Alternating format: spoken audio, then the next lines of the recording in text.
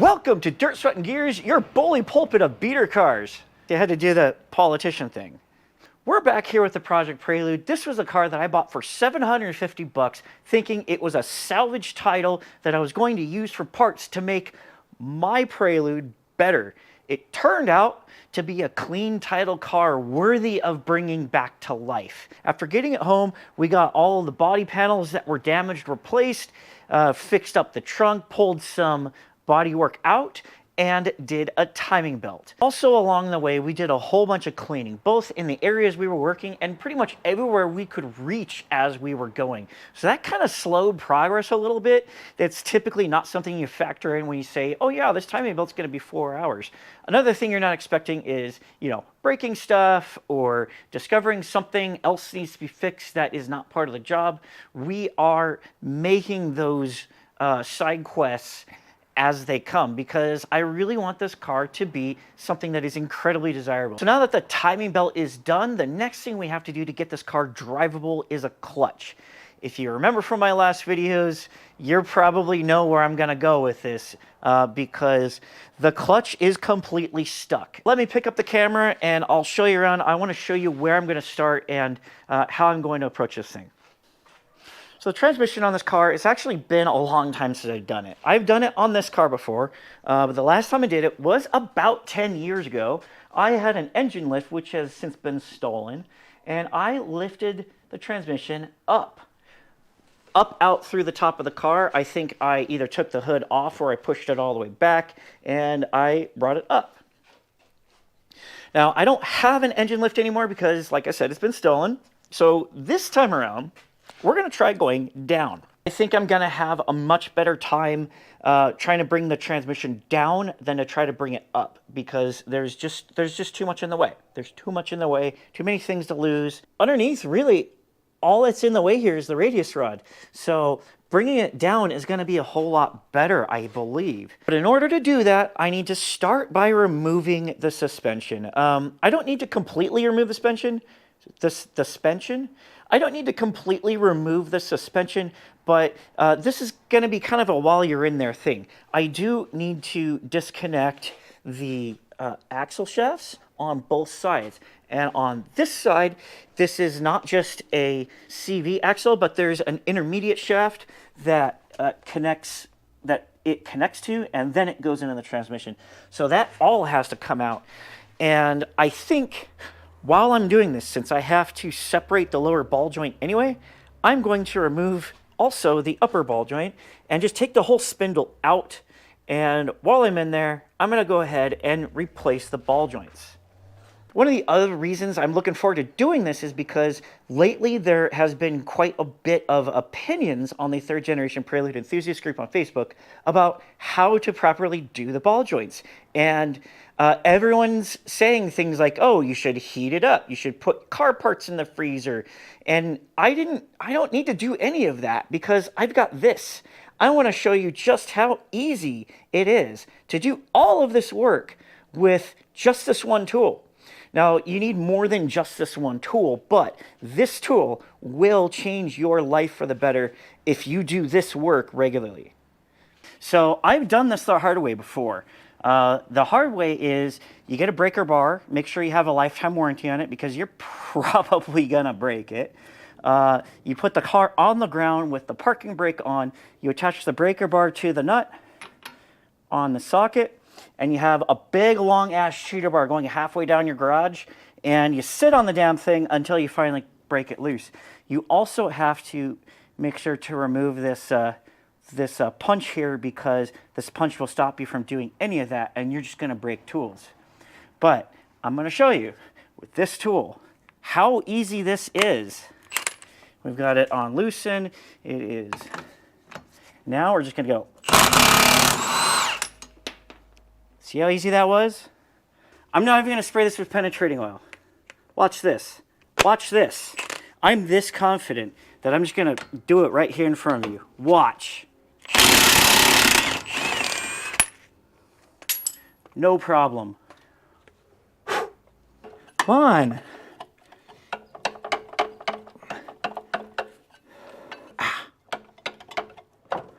Really?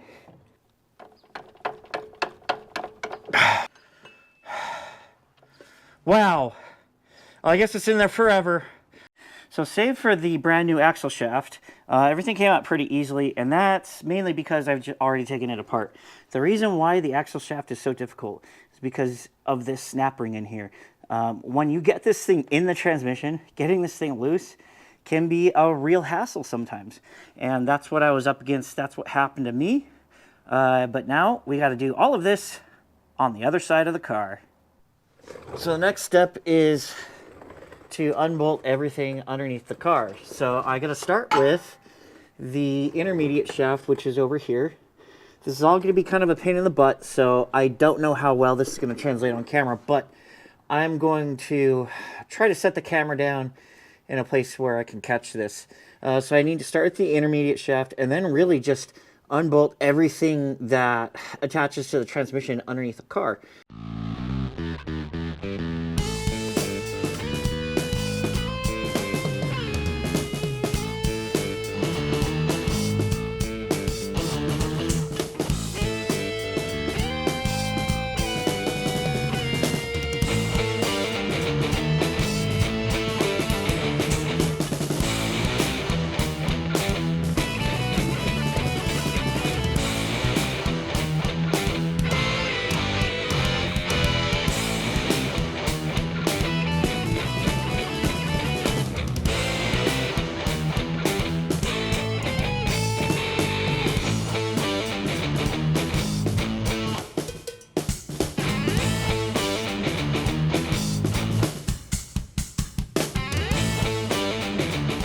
This is just a straight up troll. Look at this. The lower radiator hose is blocking this bracket from being able to come out. Yep. The radiator hose is blocking that bracket. The radiator hose!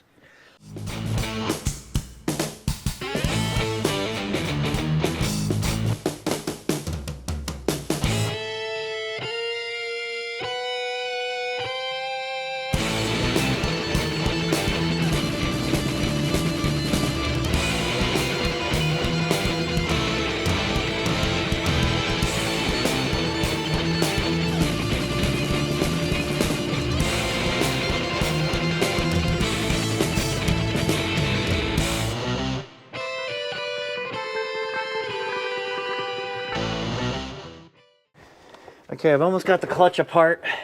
I want to take you guys on this journey because this is interesting. First thing I noticed was it didn't take a whole lot of force to undo these bolts, which I am grateful for. But when I started turning the motor in order to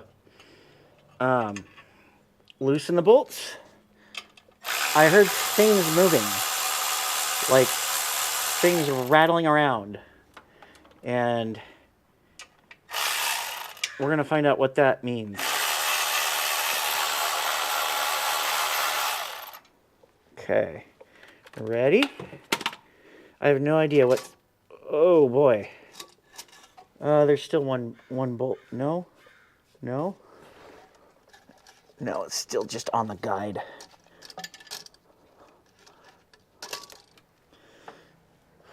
Oh.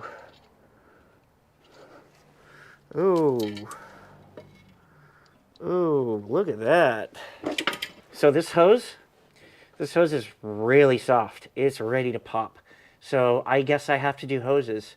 I'm going to do the hoses before I put the transmission in because this is actually quite easy to reach, surprisingly. Look at just how much stuff had to come out of this car. This is crazy. Now the next step here is really just going to be cleaning everything. I want all of these car parts that are filthy, disgusting, to be clean so that they are less miserable to handle. And then once everything is clean, we're also going to clean underneath the engine compartment. I got a start on the transmission, and I think this is a pretty great first pass. I may do a little bit more, but this is plenty clean. And back to the brakes, I'm not entirely sure if I want to replace these rotors or grind them down because they're fairly cheap. It doesn't cost a whole lot to replace them, but I do need this caliper bolt. I think it's a regular bolt, but I need to pull off its neighbor and double check. If I can replace that with just a bolt from the hardware store, I definitely will. But this was the problem. This was why the brakes were acting weird. So this, in theory, is not the worst thing in the world. It's just that the hard part is getting it started. Really, that's always the hard part. You're supposed to be able to use this tool to hook into it and grab it, but the seal is so damn hard that I'm not hooking into it. So I'm probably gonna use my screwdriver and hammer, just like I did last time. All right, so I got kind of like made a hole here. Now I'm gonna try to get at it with my pick.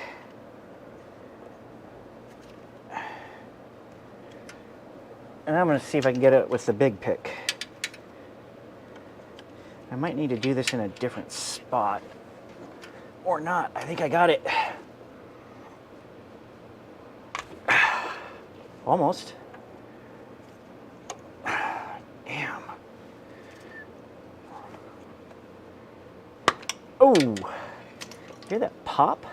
I did not. Yeah, I didn't score it. Cool. Okay, now let's get this rear main seal on. So you should be able to just push it in, more or less, with your hands. And we're just gonna do the same thing that we did with the front main seal, just to get something like this right here.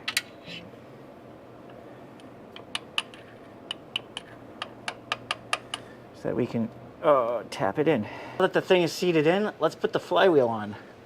This is a little bit tough because I'm laying on my back and I got a flywheel that I'm gonna have to fight gravity and myself. All right, where's the dowel? There's this dowel on this side that you want to line the... Ow.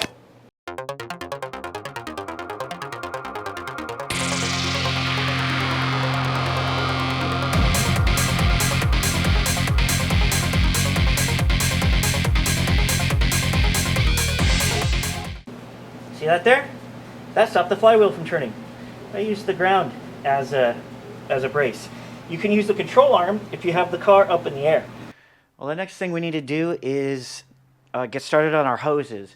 I did order some. A few of them have arrived, but some of them don't look right. So we're just going to remove what's on here. We're going to start matching up with what I've got over in the corner of the garage and go from there. So I don't know what exactly the deal is, but obviously some of these hoses have been replaced. So I'm just going to replace the ones that are not healthy, which is pretty much this one, this stupid T-junction, and the hose going into the back of the thermostat housing, and the upper and lower heater hoses, and the upper and lower radiator hoses. That's really all that is unhealthy. All of the other ones here are... nice and firm. They're not bloated. They're not soaked in oil. So they're all healthy. I'm just going to do what needs to be done because there's no reason to do things that don't need to be done. Someone definitely put something in here because look at that. It is completely blocked off. Well, I'm going to poke that out. And yeah, wow. Never use block sealer. Never, ever, ever. So I'm guessing what happened was there was a leak. One of the hoses leaked or something. One of the hose clamps might have been loose. And instead of actually fixing the problem, they ran block sealer. And the block sealer just clogged everything. Poke that out. Oh my God. Because it's not rust. The end of the pipe would be completely corroded. And the end of the pipe is just fine. Wow. That's why all of these hoses are so hard to remove, because I got block sealer helping them stay on. There we go. Yeah, so this side, there's no buildup, no corrosion. So I'm thinking that because this got clogged up, coolant didn't really flow anywhere else. So it didn't flow back here. It wasn't flowing through any of these components. which probably means the car just, never thought it was warmed up, or, it just probably threw off the sensors that are back here. I don't think it actually did any damage, but considering no coolant ran through here, if this was blocked off and no coolant ran through here, that would mean that there's really no reason to replace these hoses because they've got like no miles on them, or very few miles on them. The new upper and lower heater hoses have arrived. I've already matched them up to the ones I pulled out. When I put the hoses on, I'm going to put just a little bit of grease on all of the pipes that they go onto. This will help slide the hoses on, and it will help prevent them from getting stuck in the future. This might have been the best while you're in there I've ever done, because this hose is an absolute nightmare to do if you got the transmission in the car. But since the transmission is out of the car, I can turn it, I can get underneath the car and push it in and do whatever I need to do. It just went on so much better than it did on my car. On my car, I had to take the entire pipe off in order to muscle that thing on. But this car was much, much better. Really glad I did that because, that saved me a lot of frustration. So the next step here is I'm going to start cleaning everything I can touch. Everything I can reach, I'm going to clean, and then we'll continue with reassembly. I got this T-junction here that I also might want to reassemble. I don't know if I'm going to do that before or after I clean. Probably before, because it gets really tight by the head of the engine and the motor mount.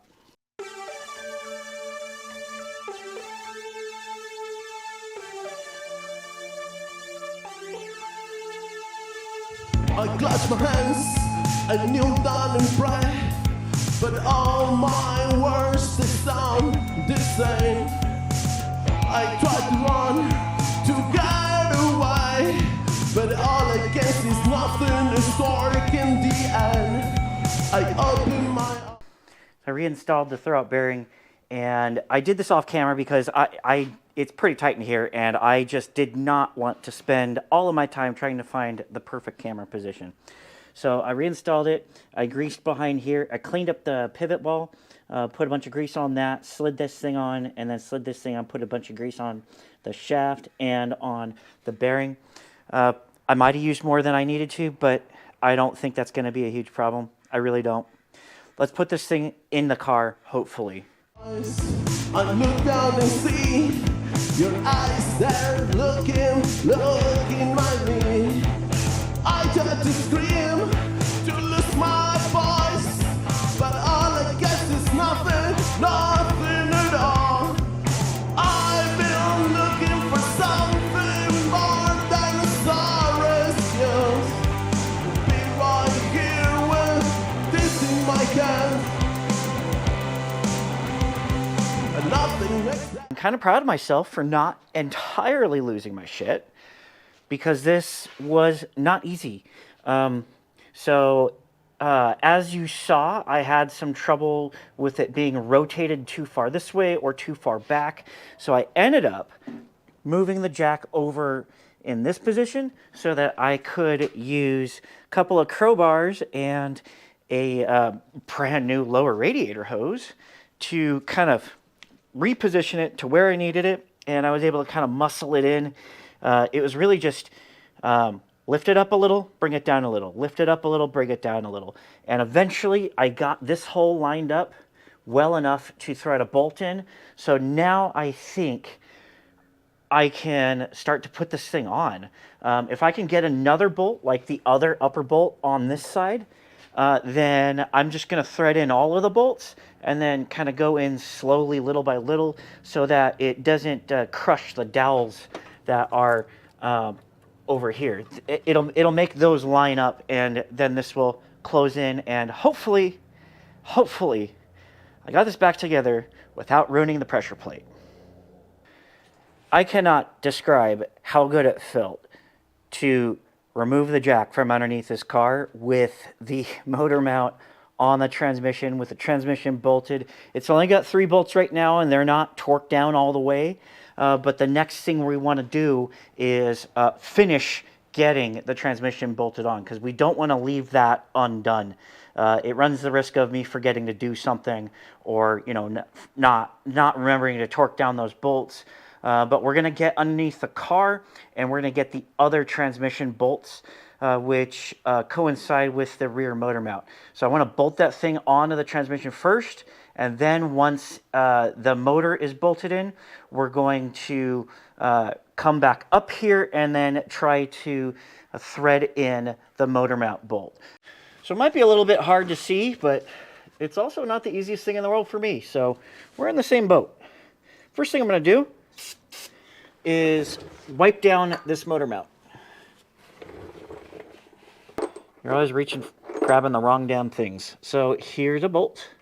I don't trust these bolts underneath the car, just because I have had the motor mount bolts work their way out. And that's not to say that's going to happen on this car. It's probably happened on my car because I've got solid motor mounts. But just to be safe, we're going to put just a little bit of Loctite on every bolt that we put down here. It's Loctite blue, so it's not going to ruin your life. But it is going to be a little bit of extra help to keep this thing nice and tight. These are all bolted up. We've still got plenty of work to do down here.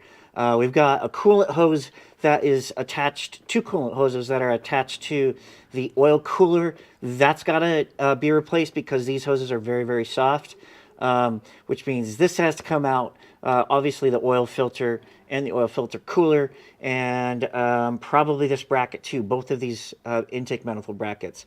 We've also got to change out these transmission output shaft seals.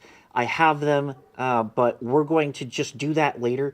We'll do that when we come back and do this hose. Right now, the issue at hand is the motor mount, so let's go back up and reconnect the rear motor mount.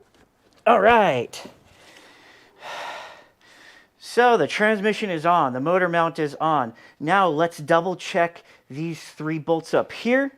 And if that all checks out, we can start to reassemble other things. I've been trying to fill my mind with different years, ambitions without you, ambitions without you. I see myself running out of breath. My heart is broken, my soul is the same. I think of you and the place you took. I call your name, you'll hear my request. I just don't get off the pain I feel. Nothing is forever, nothing I fear. I just don't mind of the place I go. Touch the sky and lose control. I've been looking for something more than a sorrow skills. To be right here with this in my case. Nothing makes sense. I've been trying to fill my mind with different views.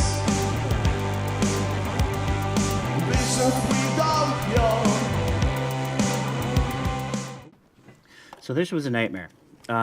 You get that much space by unbolting the harness to the fuel rail, which is not much. It just gives you just that little bit of flexibility. I ended up actually using my bent needle nose to wiggle it on. Obviously I put grease on the fitting and the hose in order to get them to mate up at all, so that they would have a snowball's chance in hell, and that was eventually what got it to slip on. So now I get to fish this down underneath the car and do it again on the other side. I've also got this line that I need to replace over here somewhere. I hope that's going to be easier. Well, I tried to record this for you, but you ended up just looking at that the whole time, so none of it was really usable footage. So I want to talk about what I just did because I'm almost done, actually. We're under the motor, and we've got these hoses reconnected, that one And that one from up top. Down here, I have this one ready to go, the 1.5 inch long hose. This one is ready to go too with this elbow bend. I've mocked it up with the oil cooler. I'm still waiting on the oil cooler seal. Once this oil cooler O-ring comes in, I can reinstall this and then reinstall the bracket here, the bracket there, and finish putting this together. This is just about ready to go otherwise. And then over here on the transmission, I replaced the transmission output shaft seals.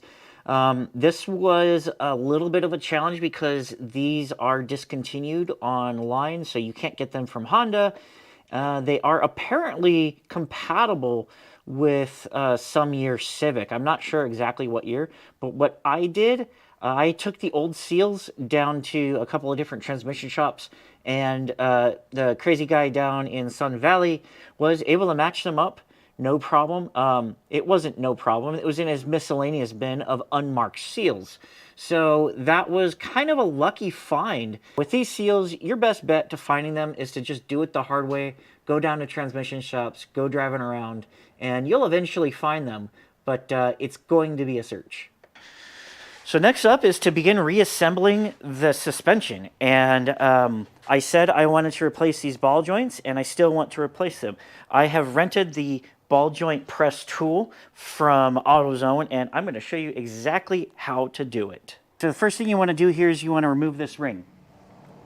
I've already kind of gotten a start on it just because I wanted to make sure it worked before I started rolling camera, and sure enough, it popped up. Next up here is the snap ring. You want to get snap ring pliers to pull this thing off. These are not very good snap ring pliers, but they will do the job. Ha-ha!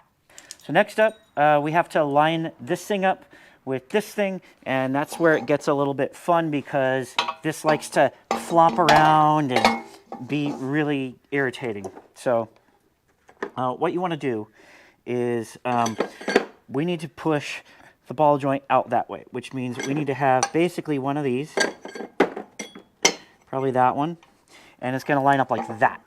So we don't need to bring the ball joint all the way through. We just need to get the party started here, just need to pop it out a little bit. So here's what you do.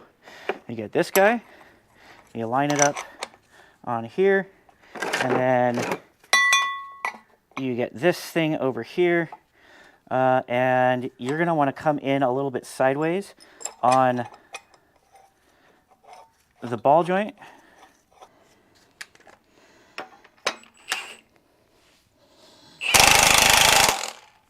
Yes, that's what we wanted. That's what we wanted. That's all we needed right here. We can beat it out from here. Phrasing, boom! Done. Easy. Now we got to put the new one in. So it's not the easiest thing in the world, but it's certainly a lot less effort than spending several hours beating on it. It's certainly better than taking a torch to it. This is the smart way of doing it. This is why you want this tool. Next thing to do is to reinstall the new one. I got Moog because Moog is the best. To reinstall the new one, you just kind of slip it in. Crazy. Like that, and now you want to pull it down as opposed to pushing it up. So now you want this ring on this side to protect your new ball joint, and you want to get the threaded part in through this hole here so that you can, again, protect it. The whole name of the game here is to protect it, and if you have to bend your dust shield a little bit, go ahead and bend it. It's just a dust shield. It'll bend back.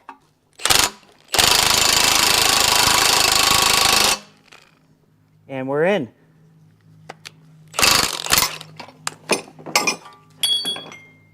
So we got the snap ring exposed here.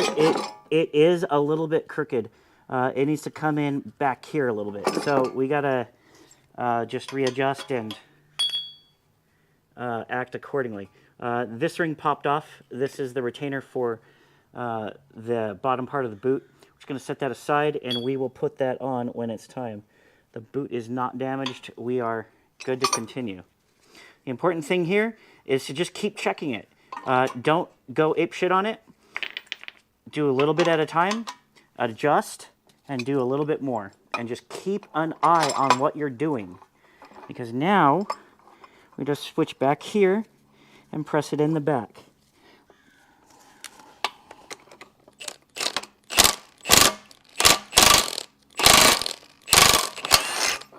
We just did a little bit, and now we're going to check, see if we can fit our snap ring on all the way around.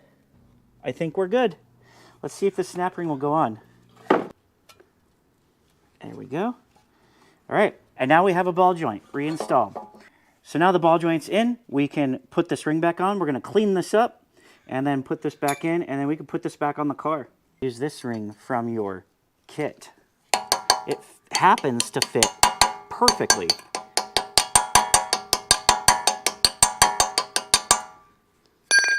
There we go, we are back on.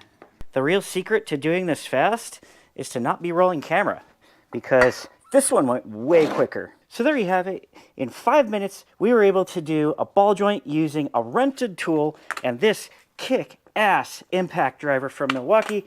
And we have the ball joints done without any heat. I didn't have to burn the garage down. I didn't have to set my carb cleaner on fire. I didn't have to put car parts in the freezer, which, by the way, if you're putting car parts in the freezer, I'm going to hazard a guess and say you're probably single. So we got this done really quick, really efficiently, and I can return this thing, and it is not my problem, because after you do about 10 ball joints, it starts to look like this, and you're going to need to buy a new one if you bought it.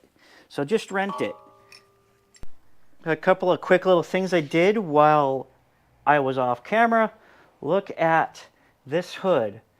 I did a steam clean. I got it all nice and beautiful. There's still a couple of streaks of grease here, and then kind of the paint came up a little bit here. That's probably because of all of the grease and from being scratched up by the hood prop. That's just how it goes sometimes, though. But otherwise, it looks amazing. I'm really, really happy with it.